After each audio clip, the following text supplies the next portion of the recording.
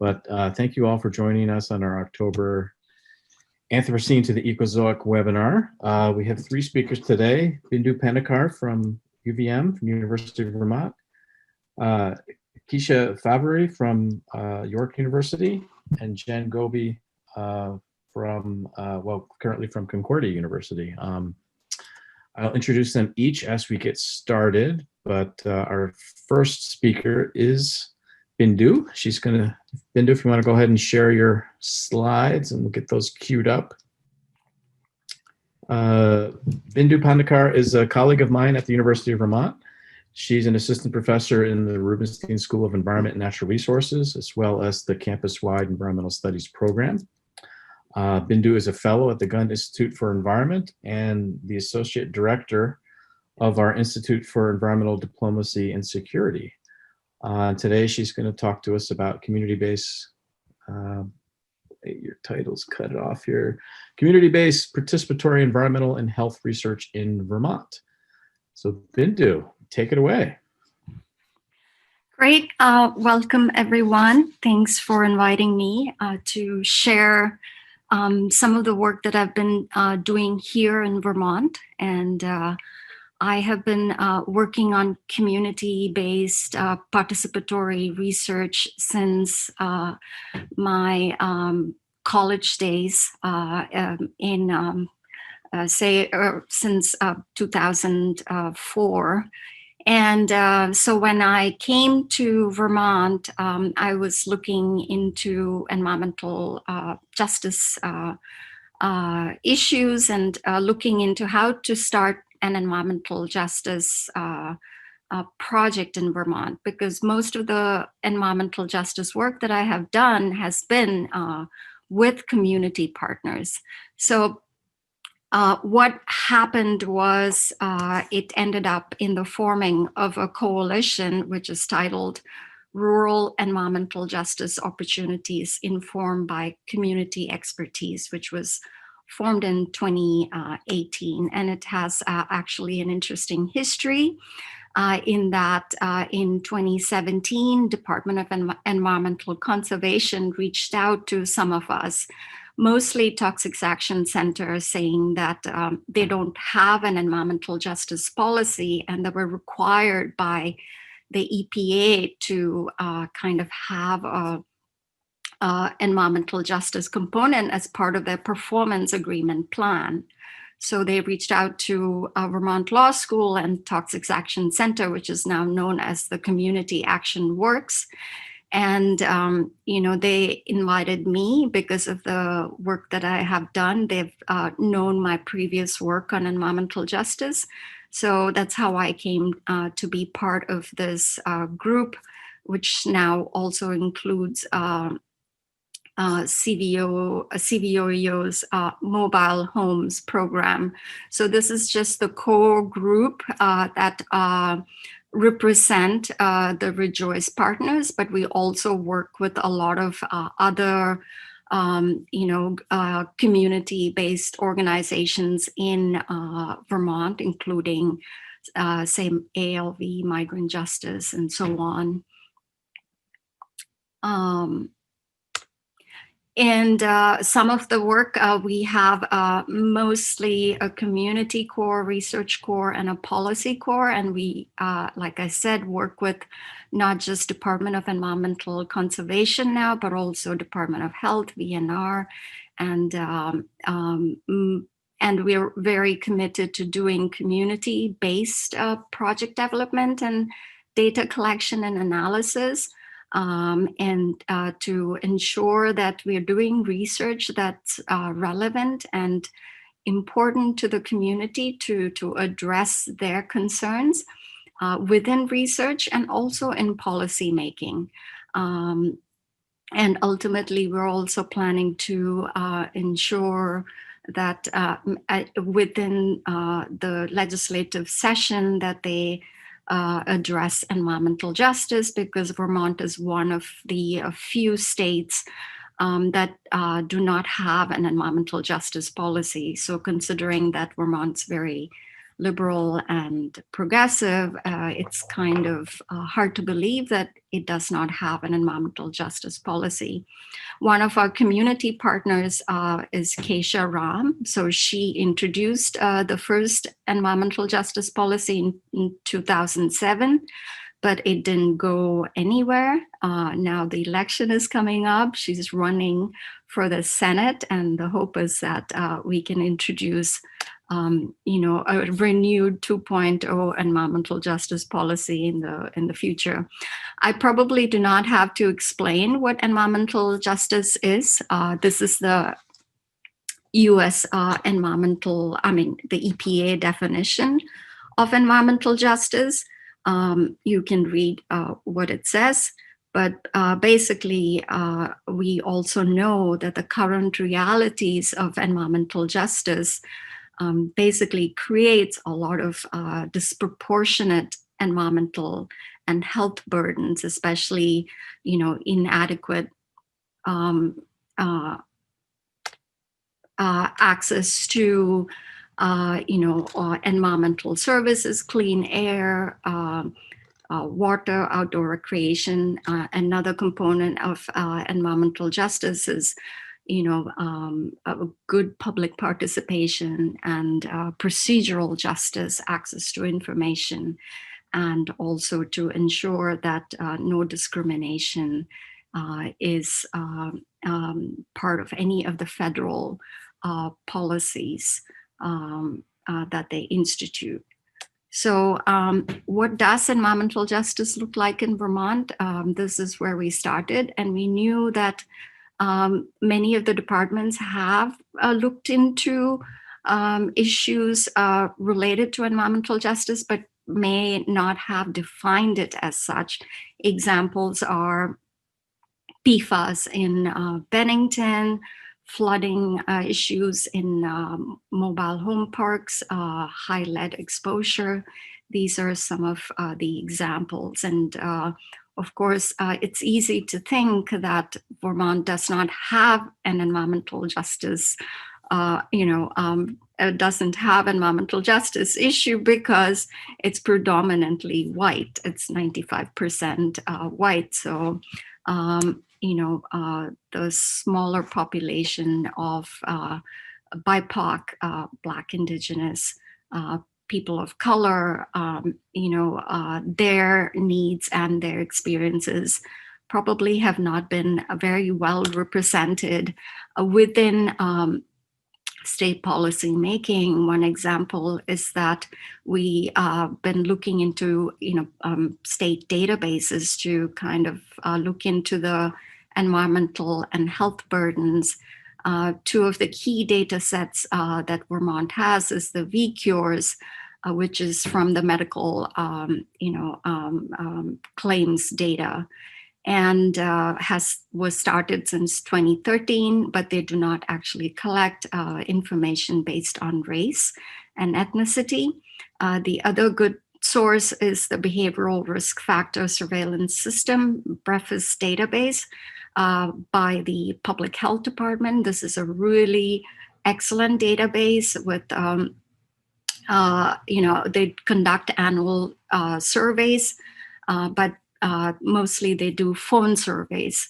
So the problem with that is that it probably do not actually reach out to the real environmental justice communities that we wanted to study.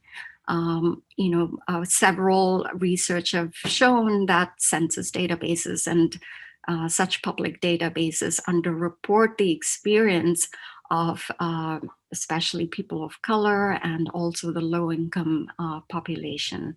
So we set out to do our own work, which spanned spatial analysis, surveys, focus groups, interviews, and such. And our main goal was to kind of look at the issues at the nexus of the demographic information, but also environmental information and health information. We wanted to look into the environmental health burden. So we conducted some preliminary spatial analysis And then we identified the location based on the spatial analysis, and we kind of did our surveys in these high-risk communities. So we actually went all throughout Vermont to collect our data. I mean, this is the newer version of the spatial database that one of my students, Ching, is actually putting together eventually. We're hoping that either DEC or Department of Health would actually host this data. And it's you know, an environmental health disparity index. And it also has the preface database data included within this as well. Within the surveying, we had like an extensive survey, 58 questions. We ended up collecting about actually 571 surveys. Some of them actually were gathered online, and we looked into the online database and really confirmed the position that the online surveys were largely done by people, you know, above the poverty line, and very few people of color did actually online surveys. Most of the surveys were done summer of 2019 with, you know, so we also did a regression of the surveys. These are some of the you know, variables that we looked into in our surveys: general environmental risk, social concerns, climate change, housing, energy, food, transportation. So it was a very extensive survey to begin with. And we looked into broader question of environmental health disparities in Vermont, but also how do ethnoculturally diverse low-income communities identify and prioritize health and environmental concerns. You know, we also did interviews simultaneously when we were doing our surveys.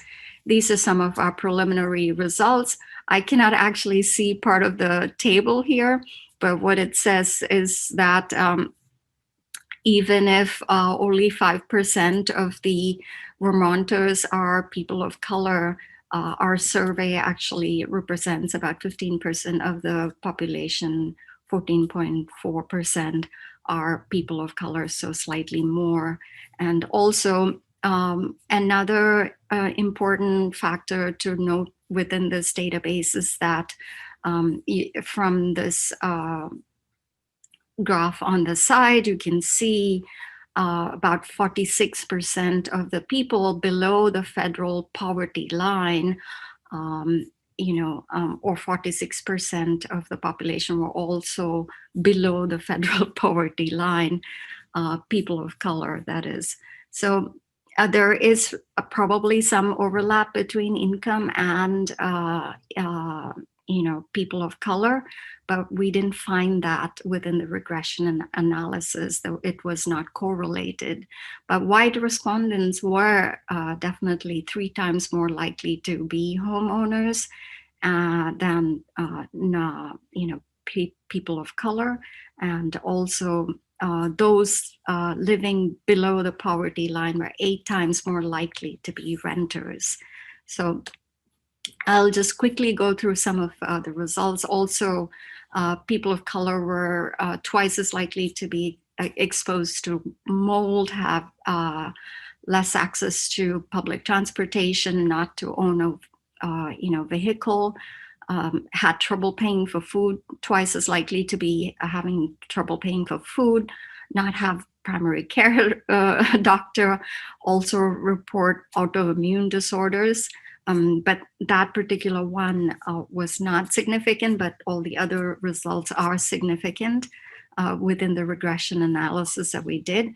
BIPOC were also 3 times more likely to rely on public transportation, have trouble paying for electricity, likely to go hungry in a month, have not have a primary care doctor, and also I guess, report Lyme disease compared to the white respondents. We kind of noted a similar trend within the people living below poverty line, but also the experiences were a little bit more accentuated. One difference is that the people living below the poverty line were not likely to include fresh produce as part of their diet, but here they also reported more asthma and cardiovascular disease, and also actually outdoor activity were far less in this particular group of people living below the poverty line. So basically it accentuates the experience, especially people of color who are poor would experience these issues more so than if they're just people of color. So these were all controlled for. But since COVID, we have pivoted a little bit, and we've been doing focus group forums with communities in Vermont, especially mostly communities that we identified as vulnerable and digitally underserved. So we've talked to New American communities, migrant farm workers, mobile home park residents, seniors, and people with disabilities. And we're still doing some of that work. And so from a preliminary analysis, some of the things that we have observed is, a lack of appropriate emergency communication services. And this is something that we've taken interest in, also because emergency communication is very important in times like this with COVID for ensuring, emergency relief activities, and also to build community resilience in order to protect the state from future environmental and health emergencies. It's also an important component of procedural justice and also epistemic justice, that everybody have equal access to knowledge services. And we also the image on the side is the comments that we gave to Department of Environmental Conservation on their limited English proficiency plan, which they issued, and we identified some problems with it. We actually verified with some of our community partners the plan, and also got feedback on the report that we prepared. And so that is under review. EJ is also asking daring questions. One of the research, that I've been quite interested since I got here is, why is Vermont so white and it's so liberal and progressive? But it can, even in this day and age, 21st century, it continues to be 95% white. Why is it so? What is the history behind it? Are there land use policies that are discriminatory? What about zoning laws? Does it reinforce whiteness? Does it keep people deliberately out? Is there, real estate? Does it contribute to dominant whiteness? Looking into land trusts. So these are some of the other questions that I've been asking, and preparing a document related to this. It's also about imagining alternate futures. So this is a work one of my new PhD students, Eloise, is going to be taking on. And we're looking into imaginaries of land reparations and sovereignty in the US. So this is, new work that we are starting, and really excited about that. So that's it. And I don't know if I went over 15 minutes. If so, apologize. But thank you for listening to me and giving me this time to share some of my work that I'm doing